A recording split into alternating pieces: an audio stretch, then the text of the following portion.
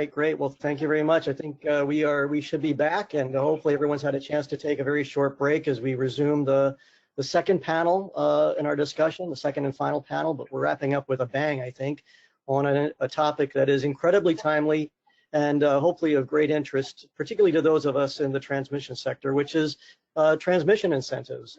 And for this panel, we have a fantastic group of panelists led by one of our very own, as a moderator, Nina Plaushin, who is both the head of the board for the WIRES organization, but also a vice president for ITC Holdings. And Nina, I'm going to go ahead and toss the ball over to you to get this panel started and look forward to an interesting discussion. Okay, great. Thank you, Larry. And thank you everyone who's held on for the whole meeting to see this panel, because I know it's riveting. We actually are very excited to have our guests here today. I would say we're not going to do a big long bio for everyone. I'll give a quick 2 seconds, but it's all in the materials you've already gotten, so you can read about these individuals in more depth there. I've asked each of the panel participants to just make a brief opening statement, and then we're going to go straight into questions. I'm operating under the assumption that we're not starting from ground zero. I think people who are tuned into this know something about transmission and something about incentives. As we heard the chairman say in his keynote speech today, you know, it's been 15 years since the commission has revisited this policy. I guess it hasn't been that long, 2012, right? So whatever. The point is, it's been a while. It's probably time. But there's a lot of questions people have, and I think this should be a good panel to try to at least understand where different groups are coming from and what some of the concerns and also some of the potential benefits of this reform could be. We're going to open up with Julien Frayer. She's the Managing Director for London Economics International. She has over 20 years of experience working on pretty much every issue in the utility industry you can think of. She's done work in Europe, Canada, the United States, and Asia. And Julia, I'm going to go ahead and turn it to you. Thank you, Nina. Hopefully the sound is clear. And what I wanted to talk about today in my opening remarks, and I will try to make them very short, is a high-level summary of the work my colleagues and I did earlier this year, over the course of the last few months, where we prepared a white paper specifically thinking about the economic attributes of transmission incentives. And how they may or may not align with the fundamentals of risk and return. If I can ask for the next slide, might be just a better place to start. In our white paper, which is available, by the way, I think on the WIRES website, if anyone is interested, we focused on two specific incentives, transmission incentives that are part of the FERC NOPR. Those two incentives lend themselves to I think the theoretical considerations of risk, and that's our focus. And they were the RTO participation incentive and the transmission technology incentive. And the question we asked ourselves when we began the work was whether there are areas of risk that we could identify that merit additional compensation, essentially merit the idea of an ROE incentive or an ROE adder that could be included, and how the economic theory thought about it. And the bottom line is that if we start with the basic economics, the concept of risk and return are highly interlinked. Companies need to be compensated for the risks they take, companies and investors. And the concept of an additional risk adder or an ROE adder in this instance is justified if in fact there is an additional risk beyond just market risk that investors face with a specific project or specific initiative, because it is asymmetric and non-diversifiable, so it can't be hedged away very simply.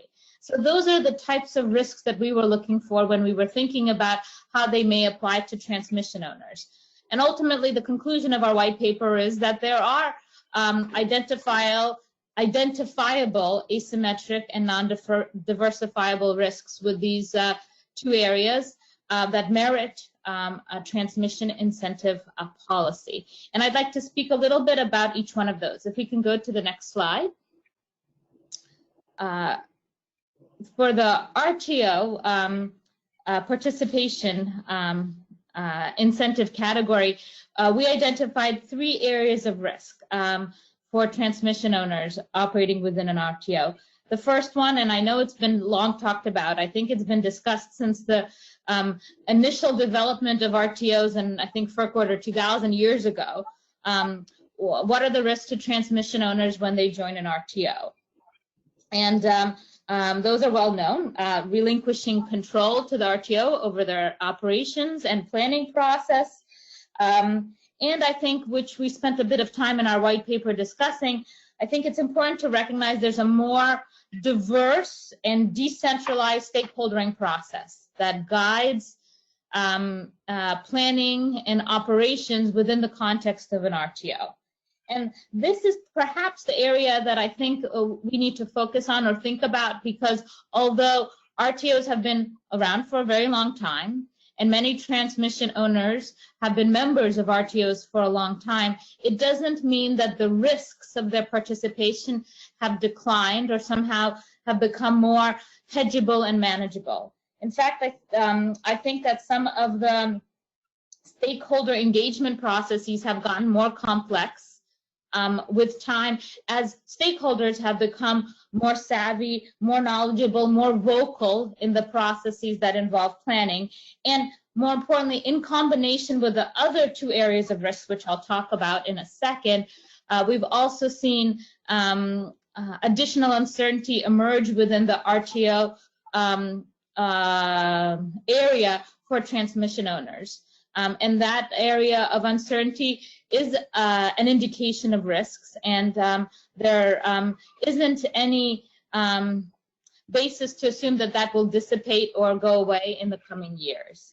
So the other 2 areas of uncertainty or risk are federal policies, and in our white paper we talked about as an example FERC Order 1000 and how those policies, which have a foundation in improving or benefiting customers, really, improving markets, improving system planning, also though create risks for stakeholders like transmission owners in the process. And we enumerate a few and discuss those in the white paper, and here on this slide I picked up a few to bring up. For example, the introduction of competition in the system transmission system planning process. Also the additional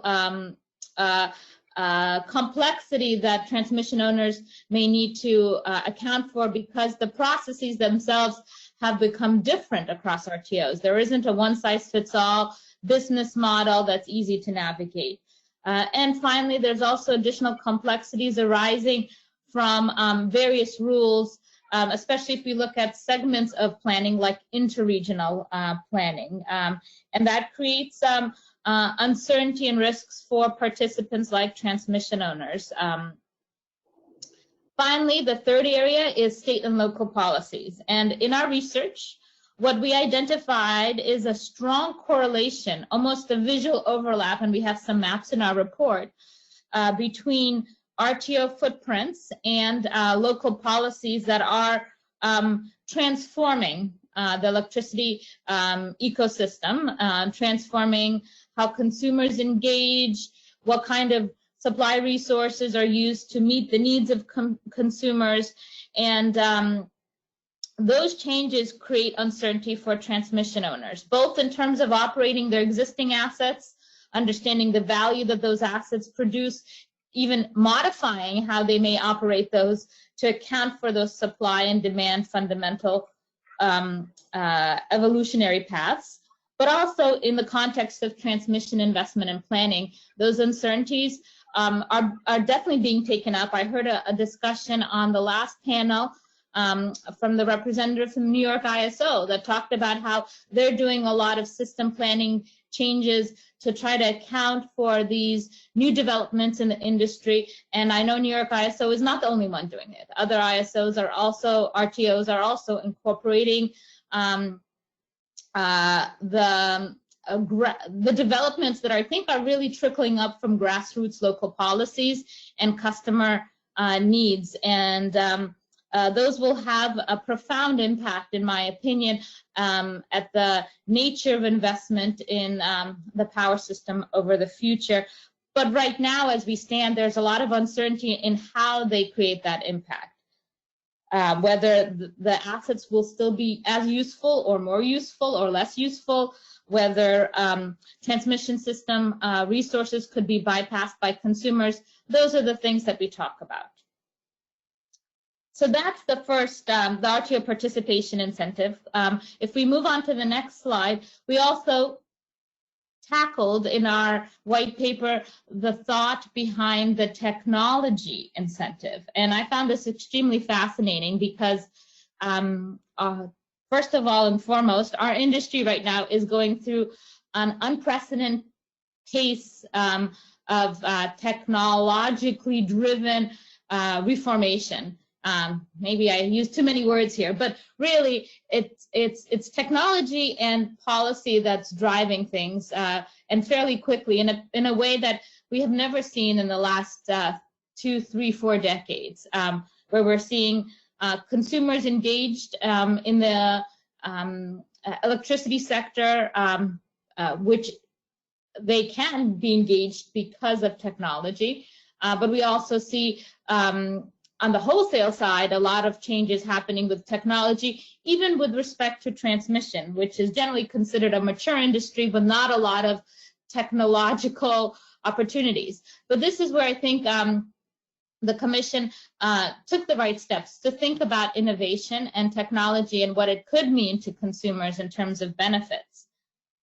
Based on the research we've done, there is a well-recognized understanding of a number of different risks for technology and innovation. And right on this slide, we've highlighted 8 areas of risk. Those areas of risk are generic. They're not only specific to the electricity sector. These come from economic studies that look at innovation more generally across a number of different sectors of our economy. And I'm sure, as some of you in the transmission sector can appreciate, as you look at the little boxes and the words there, you can appreciate that to some degree all these different areas apply to new technologies that come into focus in the transmission sector. For example, high technical risk. Sometimes it takes time to see how a new technology can really fit in with existing technologies and benefit consumers.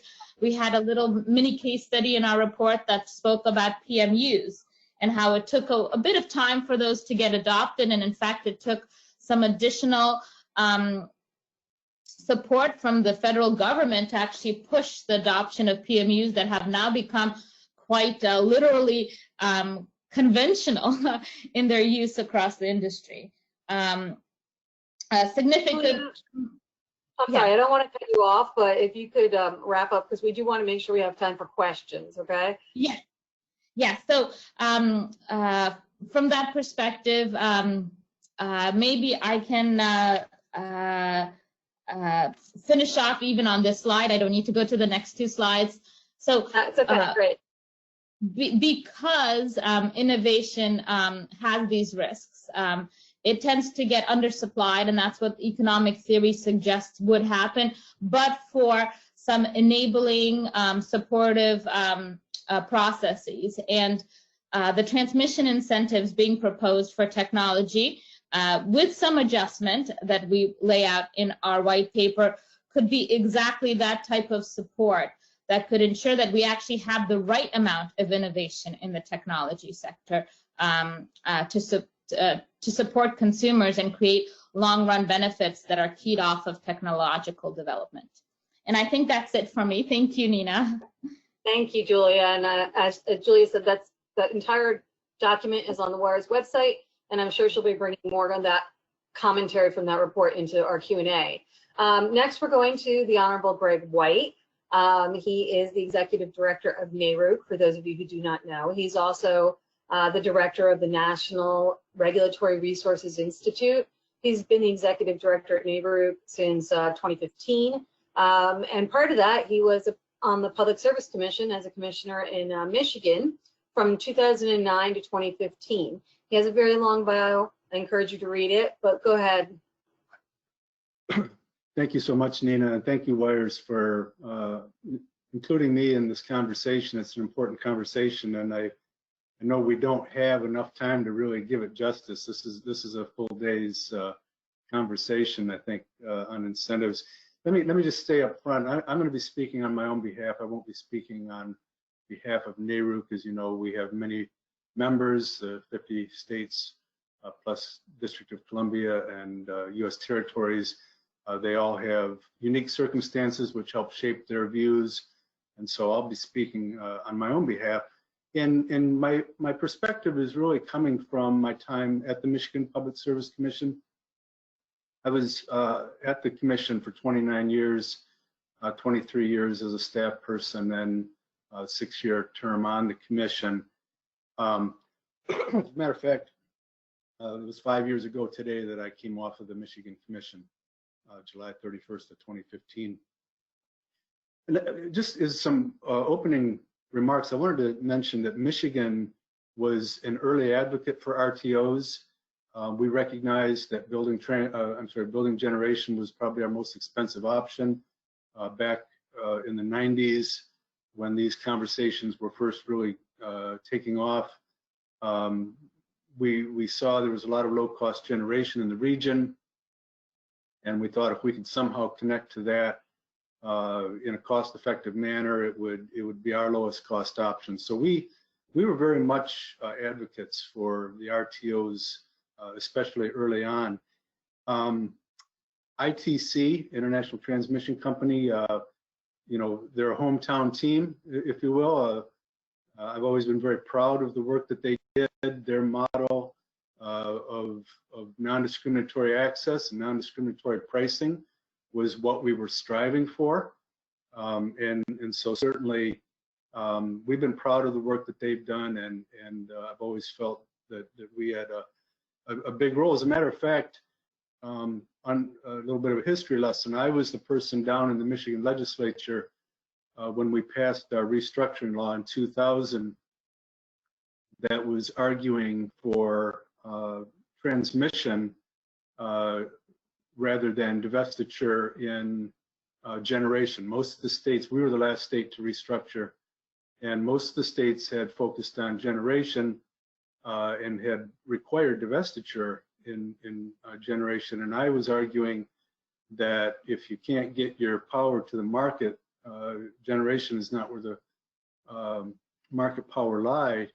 And so there's a provision in Public Act 141 of 2000 that requires the Michigan utilities to either join an RTO or divest in their transmission. And back in 2000, 2001, CMS Energy was in financial straits, and they made the decision to sell their transmission system. A group of former CMS executives purchased it, created Michigan Electric Transmission Company, or METC as we call it. Shortly after that, Detroit Edison did the same, and ITC was formed, and eventually ITC bought METC's system as well. Michigan is the only state in the country that has virtually an independent transmission system, with ATC owning and operating the Upper Peninsula system. So Nina had sent out a few questions to kind of tee up the conversation. I'll try to move through a couple of those pretty quickly here because I do think it's effective. I do think that financial incentives can be effective in shaping behavior, but it should be used judiciously. And I think you're going to get that kind of perspective from most any state commissioner. I'm not convinced that FERC's past transmission incentives have been particularly effective, so we certainly welcome the NOPR with an opportunity to look at that going forward. I'm generally resistant to blanket support for additional transmission expansion. I'm not saying transmission expansion isn't important, but just the blanket position that we just need to expand more transmission, I think really needs to be looked at on a case-by-case basis, and alternatives to transmission should be considered, just like alternatives to pipes should be considered. And anytime a state commission issues an order along these lines, it's appealable, in the courts, and quite often the courts will say, what alternatives did you consider? And so just that's got to be part of the conversation, part of the review. I also just want to note from my own perspective, transmission is not necessarily an inexpensive option and typically takes a long time to build. From my personal experience, transmission projects are 5-year, 15-year projects, in some cases 20 years for transmission to be built. Think of what's transpired over the last 10 or 15 years in the energy industry. 15 years ago, solar and wind was not cost competitive at all. Now they are. Distributed generation really wasn't part of the conversation 10 or 15 years ago. Now it absolutely is.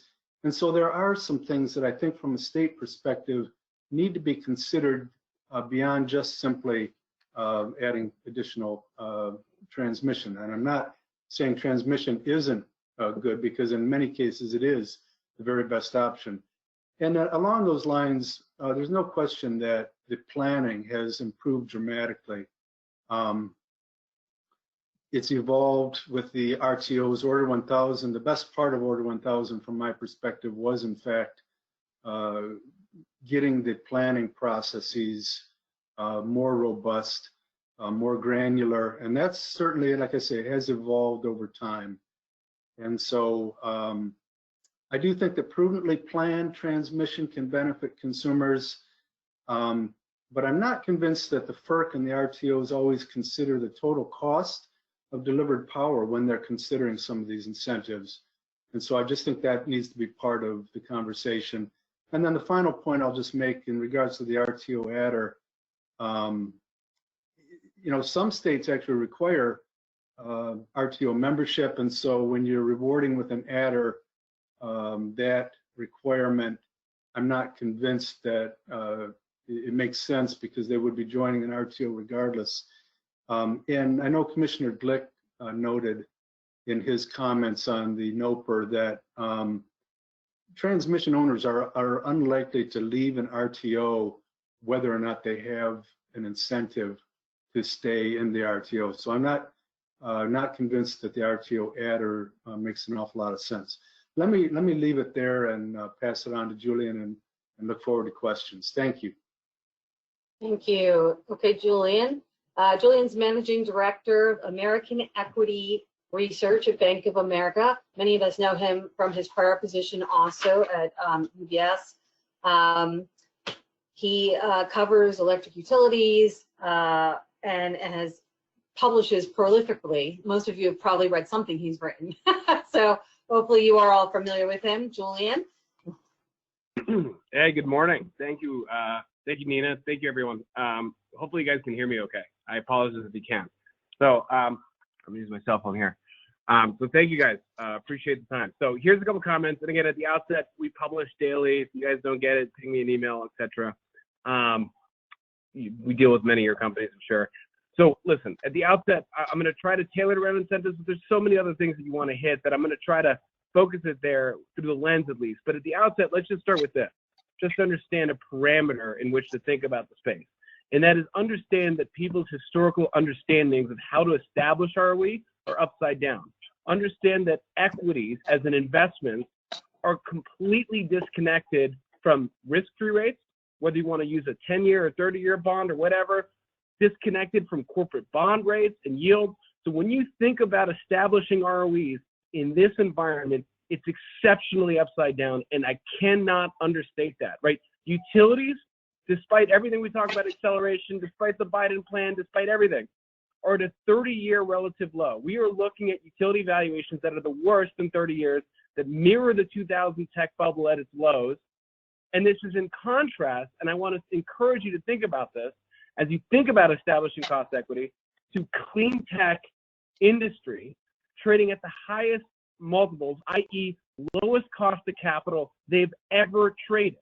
And I think there's two phenomena you understand. One is to the extent to which the industry can hitch itself to the growth, right? Again, investors are paying for growth more so than we've almost ever seen.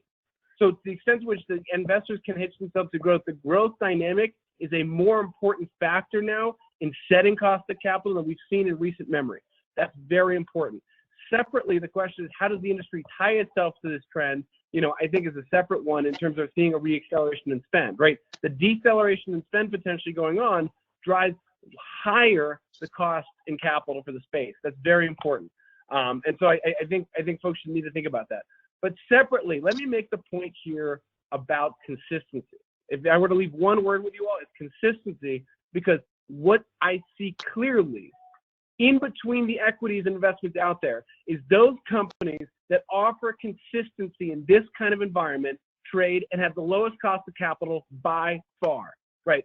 So what we're saying is basically, if you can consistently have an ROE and a specific level of earnings, and you can depend on that with a specific dividend, that is worth a lot more than having gyrations in your authorized ROE, gyrations in your authorized incentives, and ultimately gyrations in your earnings and cash flows, right? That is very important for investors to understand here when we're talking about incentive policies. Because I think at the end of the day, there is a real benefit to having duration. There's a real benefit to avoiding complaints, to establishing some consistency, and when these get reset, I think it's very important. And more to the point, when you look at the sector itself, let's talk about the merits of consistency. The utility sector saw the lowest volatility of their earnings of any sector in the entire S&P in 2008 and 2009 of the GFC. Fast forward to today, the COVID environment, you've seen utilities, again, have the lowest amount of earnings volatility of any sector in the entire S&P. Earnings are down 1% on the year. If you can imagine that, despite everything going on, right? That's incredible in terms of being able to manage businesses, but it also speaks to the consistency of the overall business model, right? This is the defensive industry. And I think what's interesting is if you look at the trend of that volatility over time, even amongst the various constituencies here, that volatility has come down meaningfully over the last decade and 2 decades. And so I think that's driven by a lot of the state level distribution type policies about riders and trackers and otherwise that are very important to understand here. So when you think again about earnings volatility and it getting lower, the value of having less earnings volatility and transmission becomes more and more important as every other business unit aligns around that. Investors are going to utilities because of low earnings vol. They put huge relative premiums, i.e. lower cost of capital, on being able to drive that consistency. And that's not typically or conventionally reflected in our frameworks that we're thinking about. I think that's really important. Now, let's talk about this. We're bracing for change. I get it. So we're seeing a lot of dynamics here, right? Talking about changes to the incentives, changes to the base models, etc.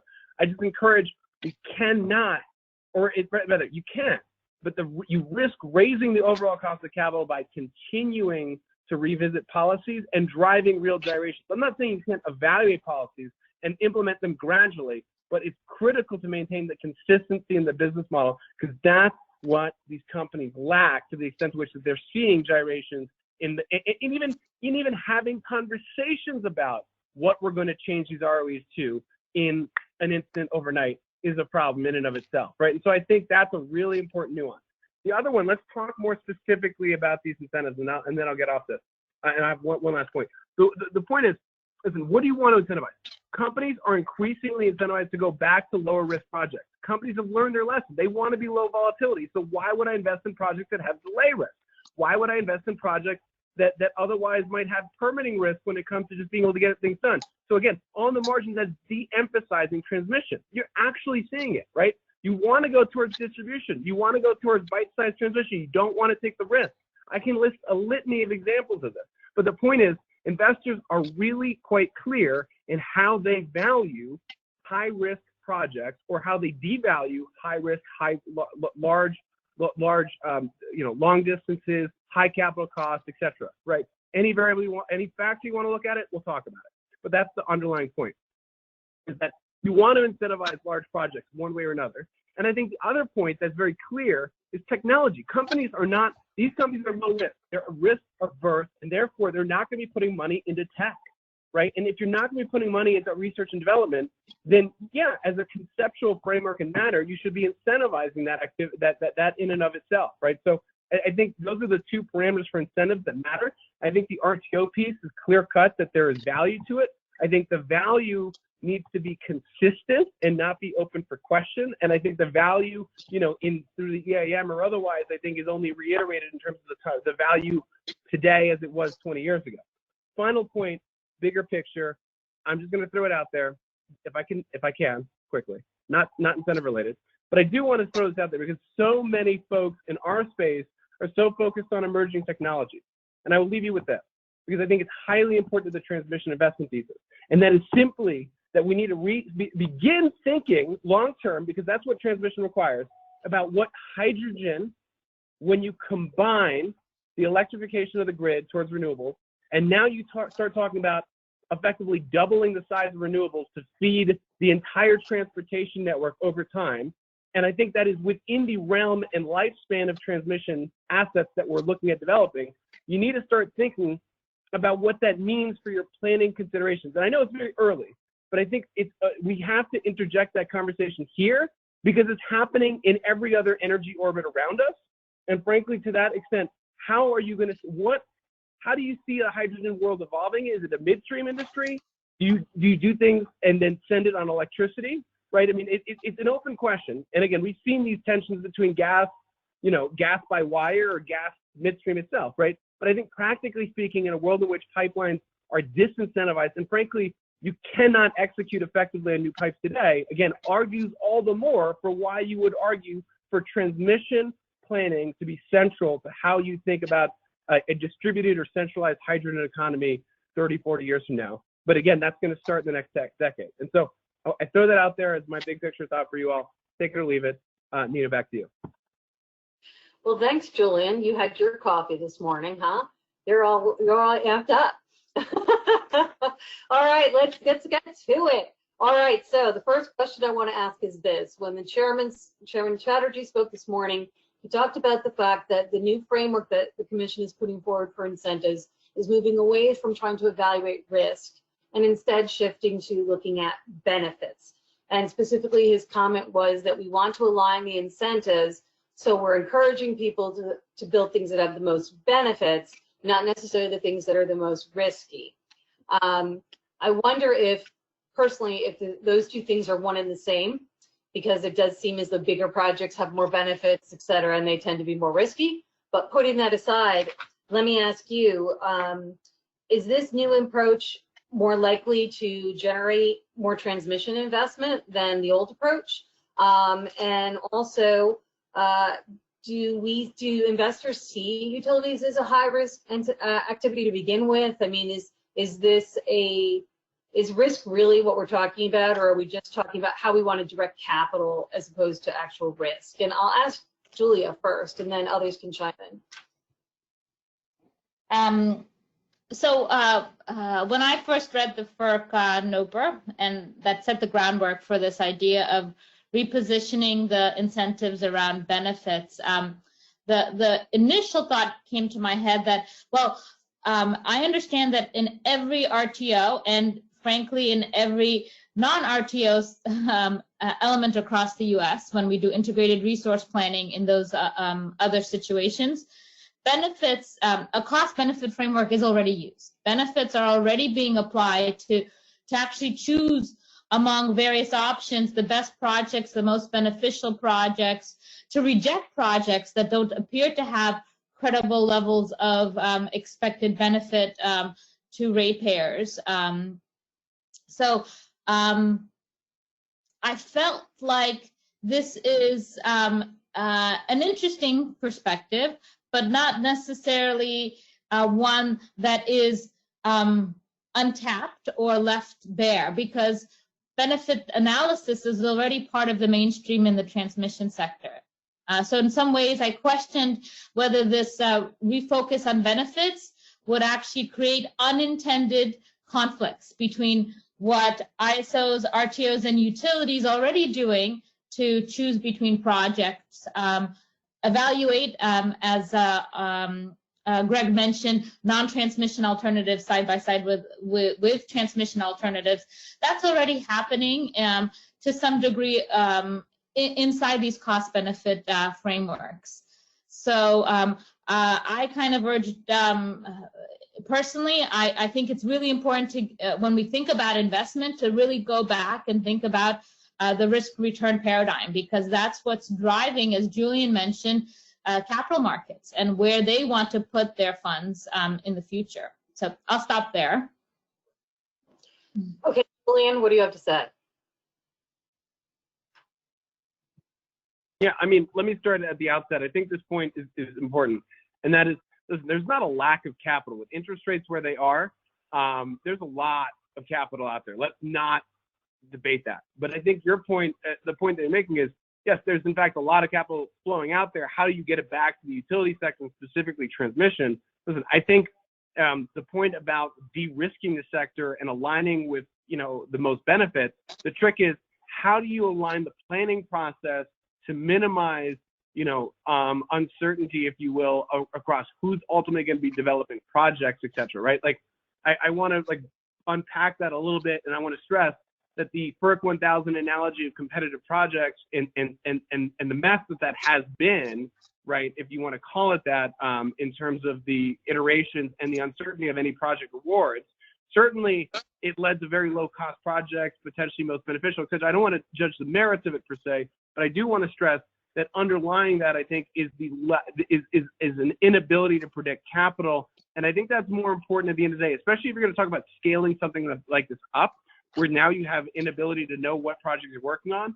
That's very difficult, right? I think the point is, when it comes to most benefit, I think it comes back to the nuances of the planning process, but who has jurisdiction to build what projects needs to be very clearly identified at the outset, you know, while you work through what the benefit is. Okay, thanks. Mr. White? Yeah, certainly. You know, I generally agree with Julien on those points. You know, I don't think it should be an either or. You know, you do need to consider the risks, and they absolutely should be considered. I do think state commissions do tend to focus on the benefits and the costs, but it's not exclusive to risks. The risks are also calculated in there, and I think that they are recognized. Most state utilities, state public utility commissions, especially when it comes to the public policy projects, are going to be looking at, you know, what are the benefits, what are the costs, and then what are the risks. And so, unfortunately, I had another meeting this morning, and I didn't get to hear Chairman Chatterjee, but I just would push back on the either or and say that you need to consider all of these. And to Julien's point, that level of planning is very, very critical to making good decisions. Well, this is a good segue into the next question, which is, a lot of people are questioning, a lot of folks are saying, well, do we really need incentives? Aren't most of the challenges that are facing at least transmission development part of the regulatory structure, as opposed to needing to be incentivized? As Julien said, there's plenty of access to capital. You know, how do you evaluate, do incentives get us over the threshold, or is that just not going to happen unless we have some other kind of restructuring on the regulatory side? And I'm going to go to Greg White. Yeah, well, thank you, Nina. You know, I do think that the FERC's NOPR, you know, recognized that transmission development has continued, and that the planning, you know, has evolved significantly, as I mentioned earlier, and as Julien, I think, kind of reinforced. So, you know, that I guess that's where I've kind of fallen on the more of the case by case considerations when we are looking at these various projects, recognizing, you know, the level of risk that's involved, and looking at the benefits as it comes together. I think adders are appropriate under certain circumstances, but, you know, having a blanket policy that says, okay, you get 50 basis points or 100 basis points, you know, for these various features, I'm not sure that is, it may be the easiest way, to apply that kind of policy, but that's generally not how things are done at the states. The states tend to get more granular when doing these reviews, and I also think that's true at the RTO level planning processes. The level of granularity is becoming more sophisticated. So we're becoming better as we go, which, you know, again, I think adders are appropriate under certain circumstances, but my position has always been more on a case-by-case basis. Okay, Julien, I'm going to go to you because you sort of said, you know, we have to deal with this planning process and making sure there's more certainty in how these projects are going to get through the planning process. So in your mind, and I guess this factors into a bigger question, which is like, how do investors view incentives? Do they value them? Do they not care?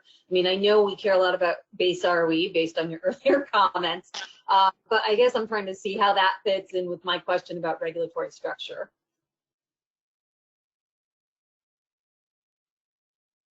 Yeah, I mean, here's what I would say. Listen, do we care? I think you care about the all-in number. I think on a discrete basis, right? The point is, yeah, you want to incentivize outcomes for companies to take appropriate risk. That's one thing. Investors at the end of the day are not necessarily going to go back and say, okay, well, X, Y, or Z project did or did not get an incentive. I don't think it's going to be that granular of an assessment going to Nina's point here. But I think the underlying trend is, from a policymaker's perspective, the question on incentives here is, do you want to try to adopt a policy set that at least somehow factors in or encourages companies to take risk at the outset, right? So I think the point is large projects, right, that require disproportionate amounts of capital and time and risk in the context of risking their low volatility that we talked about and how important that is, then you want to try to make up for that at the outset by dictating, okay, this project will get this benefit at the end of the line. Separately and related, especially more difficult in the context of technology, is what kind of incentive can you, like, so at the outset, you're going to tell someone to come up with a new technology that you're going to implement then, right? Or implement or commercialize the technology. So that's a trickier one to implement. I understand that. But I think the point is you want to try to get folks to do it, because otherwise, why would you, right? Realistically, let me put it this way, to make the point very blunt. In what regulatory construct is anyone getting paid to build a nuclear plant, right? Let's put it that way. Like, there's so much technology risk embedded in that in large project risk, is an adder even going to be worth it, right? And again, I think it emphasizes this point, that there is some need for scale, because clearly that seems to be largely off the scale, for instance. Thank you. Julia, do you have anything to add? Well, listening to my panelists and their depth of expertise, I did want to echo that that I also believe that investors don't look at risk topic by topic. The risks are evaluated as a package, and in line with that, I think that planning has to be also considered as a package, or maybe another way to think about it, holistically. So I view incentives policies as a lever within that planning, that holistic environment of the planning and regulatory regime. But I don't disagree with the author of that question, whether there are various challenges on the regulatory front, and maybe just because we get the incentive policy solved and set and consistent, to address Julien's comment earlier, that doesn't mean that we don't need to go ahead and harmonize other features of the planning process or the regulatory environment as well. I think in many ways, some of the biggest challenges for investment comes out where you see an opportunity. For example, the allowed returns seem to be palatable generally, but then there are other roadblocks to ensuring that you can actually commercialize and follow through from project inception to construction to operations. I agree, there's lots of challenges. I've worked on many projects that are decades in now from their initial inception, and they have a lot of benefit. They have a lot of investor interest, but they have a lot of risk. And that risk, the commercialization risk, Some of it is regulatory in making. It's not physical risk with the technology or with the lack of actual demand and consumers, but other features, and harmonization may be necessary. All right, thanks. Let's move on to another question, which has already sort of been raised a little bit in the opening comments and was also mentioned by Chairman Chatterjee this morning, which is the RTO adder. The chairman has said that they're looking to increase the RTO adder from 50 basis points to 100 basis points. We know that Commissioner Glick has raised concerns about this, and we've had proceedings at the commission raising the very issue that Mr. White raised, which was, well, if the states require you to be in it, why do you need an incentive, right? And I guess one of the questions I have is, everyone agrees that we like RTOs. They're running these markets that are delivering benefits to customers. They're acting as large reliability coordinators. They're handling planning. They're doing a lot of good things. And I guess one of the questions I have is, is the transmission component of any given company, or in my case, an independent transmission company, are the incentives for us to put our assets in there really aligned or with the benefits that people are getting? I mean, if you're in a market, you make money off of being in that market, right?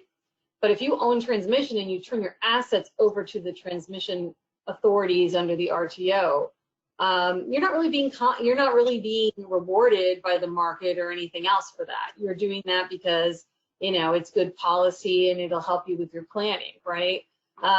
So one, what do we do about the RTO adder? Two, are the rewards and the risks of being in an RTO adequately reflected? And then three, I guess, just generally speaking, do we have any disagreement about the fact that having people in an RTO provides benefits? Or is the disagreement just about whether there should be a reward for those benefits? So I'm going to start with Greg White. Very good. Thank you, Nina. So one of the things I worry about is my information being somewhat dated. I haven't been a regulator for 5 years, and while I've been at NARUC for 5 years as executive director, I do a lot more administration than policy work these days, which I didn't fully understand when I took the job. I think I thought I'd be more policy than administrative. It's been the opposite. So I often worry about that. But from my experience, there are benefits to being in an RTO. And as Julia pointed out in her opening slides, there are risks. You lose the control, right? But in my conversations with transmission owners, I think that they've generally said that they've received good benefits. And, you know, you hear it on both sides. You hear some companies who've said, you know, we're not happy with how this is going, and maybe want to reconsider their RTO membership. But I think that's a minority, and I often think that that's a position that's taken to help leverage negotiations. I think for the most part there are benefits to being in an RTO, and it mitigates to a large degree the risks that Julia noted at the onset when you join an RTO. So I guess from my perspective, that's how I would answer that question, or those questions. Julia? I think the key in answering this question is, from whose perspective are you sitting? Whose shoes are you filling? I think from the perspective of the customer whose utility has joined an RTO, they are going to see significant benefits of RTO membership. Those have been measured by many economists, consultants, and RTO staff themselves, as well as FERC. So I don't need to go through kind of talking about the magnitude of those. The organized markets have created a great stream of benefit to customers. Customers will also be the ones paying for any type of allowed ROE, including the incentives, for example, for RTO participation for transmission owners. And I think in the general scheme of things, customers have generally had a positive net benefit from the situation. Why do I say this? Well, 10 years ago, I would have been surprised if somebody came to me and said that the RTO footprints would continue to grow across the US. I thought we had reached a sort of stasis with the eastern part and the western interconnect being fairly non-RTO nature. But that is fundamentally changing. We are seeing, I feel like the wording of or the situation around RTOs isn't that states are mandating them, it's that utilities are choosing to go there, to the point where I think we will have the majority of load serving entities and utilities inside RTOs within the decade. That's my new prediction. Let's see how far off I am 10 years from now. But I think what that then does, it's not a question necessarily of, well, I have an option, I can leave an RTO, because once you're in an RTO, maybe you could go to another RTO. We have seen some utilities do that, but there isn't an option anymore. And I do think that the RTOs present transmission utilities. Now, if we move away from from when I said, whose shoes are you sitting? We've talked about the customer, now moving into the shoes of the transmission owner, be that a utility or a merchant developer, and navigating the waters of an RTO are filled with challenges. And I think it's not because you're in an RTO in and of itself. I think it's the combination of the fact that we're pushing the RTOs to do more, to do better planning, to do better markets. We're also seeing a swell of transformation on the technology side being driven partially by environmental and decarbonization policies. And the two in combination are really actually, I think, creating an uncertain environment for transmission owners. And I think that uncertainty, from discussions I've had, has generally been a problem for investors, where if they had a choice, and maybe Julien can tell us, between transmission and distribution, and even though transmission rates are, from a timing perspective of cost recovery, a lot more definitive than, let's say, a recovery of costs for generation or for distribution, because of the lags typically with distribution rate cases. I think we're starting to see people rethink about where they want to maybe park their dollars. And I'll end there. Julia? The question was? You said Julia or Julien there? Sorry, I think you said my name, right? Julien, you. Yeah, there we go.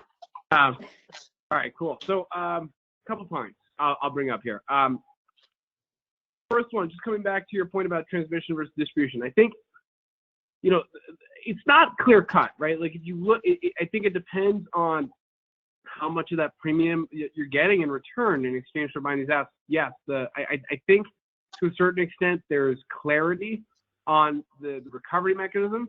I think I'm going to emphasize here the growth is a critical piece, and the question is, where do you get better growth? Because certainly that drives the valuation considerations here as well. And that's a separate important variable in considering that equation. I'm not convinced that necessarily folks are walking from transmission in favor of distribution categorically, simply because of the framework that they have in place already on recovery is consistent. And again, that consistency is worth a lot too, even if it's not growing, right? So you got a few different factors that matter there, but one of those factors rings highly for transmission. Separately here though, when you talk about RTO policy, yeah, I mean, whether you want to call it a premium, like an incentive, or frankly, once you get to RTO penetration levels where it's perceived to be a penalty for not being one, you want to be there because you don't have RTO adoption to the levels that you want. So to a certain extent, I'm not saying you want to get rid of the incentive to be RTO because you're not there yet, right? That's the reality. So you want to encourage it. Customers realize benefits. Whether utilities want to participate in RTOs or not for a litany of reasons, sure. And I also would stress that, yes, consolidation is a reality of the day. It will continue to be the case, driven principally by social considerations.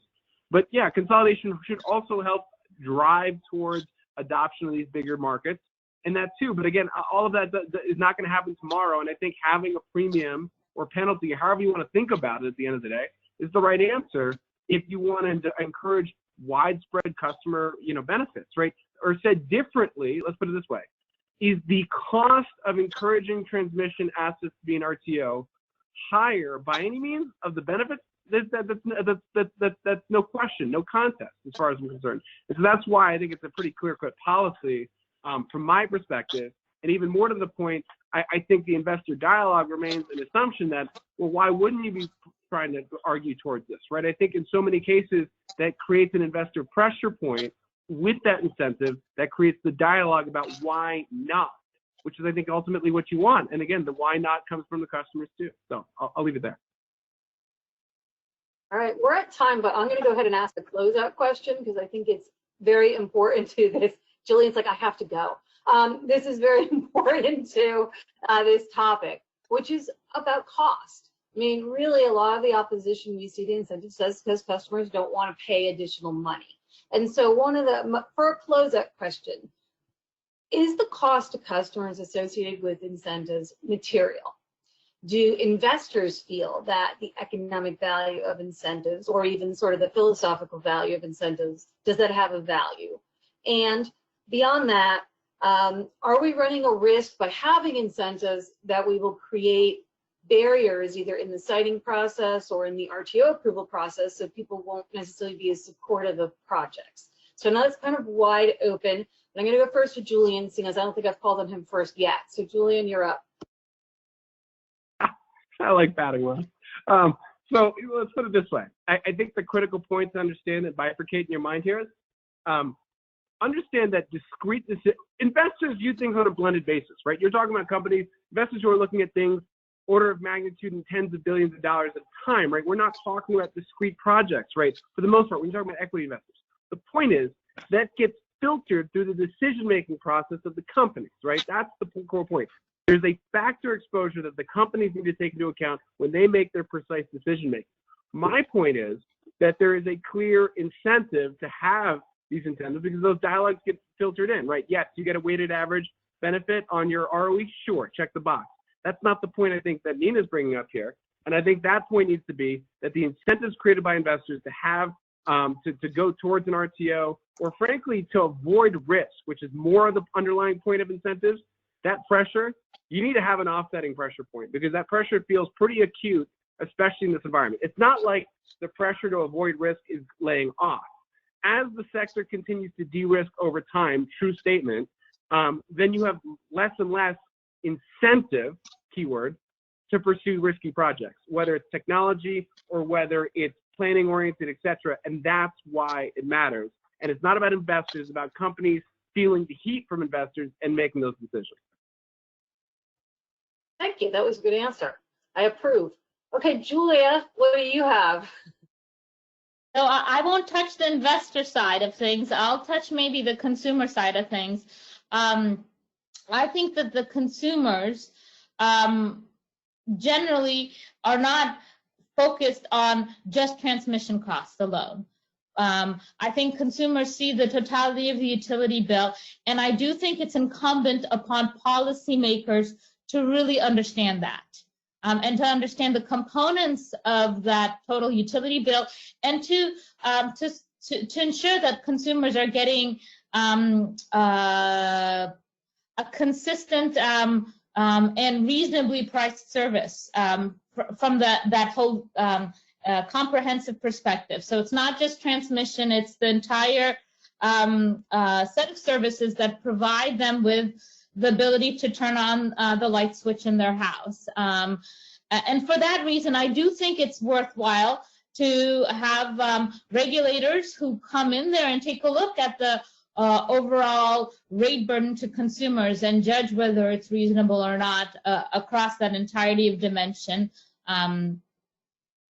And that should be really the objective and focus, I think, of cost-benefit analyses, not looking narrowly at individual projects alone, but seeing how they fit in within the broader spectrum from the eyes of the consumer who's paying for the services.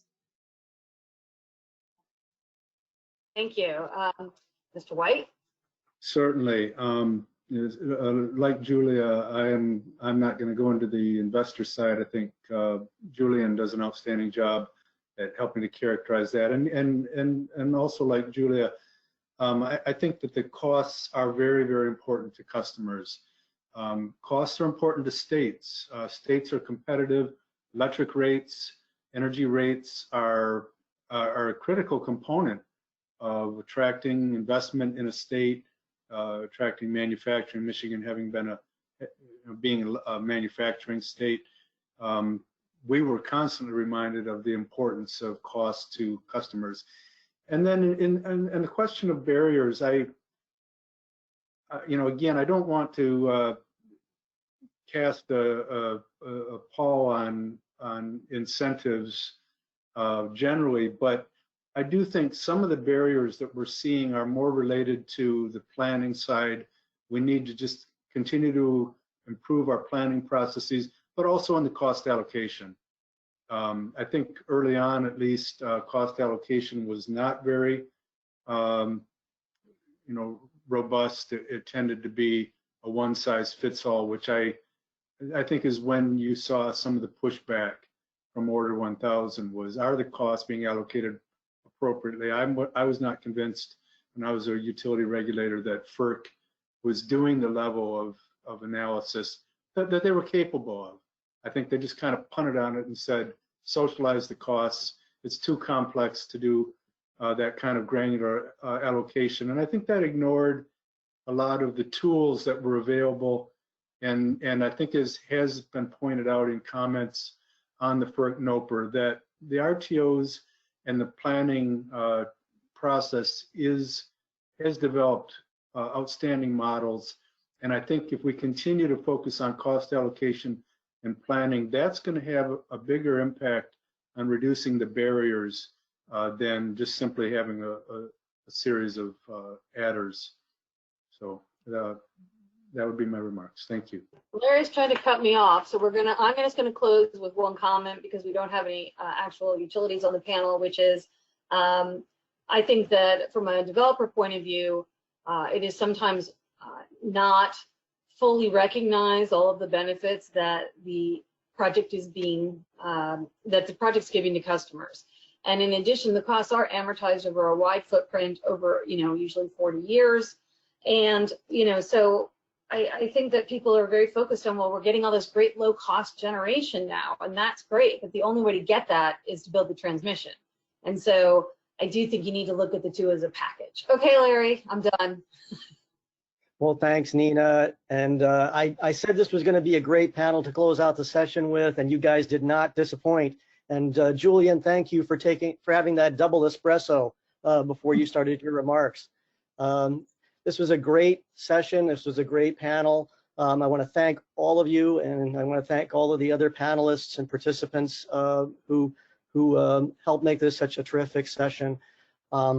Everyone who's on the line, please look forward to our next meeting, which will be tentatively targeted for October 29th. Stay tuned. As we get that together, we'll send out more information. We may make you all come back and talk about incentives again, if anything happens, okay? All right. Thanks, Larry. Yeah. Thank you, everyone on the panel. Thanks everyone, and appreciate everyone for joining us today. Bye now. Bye. Bye-bye.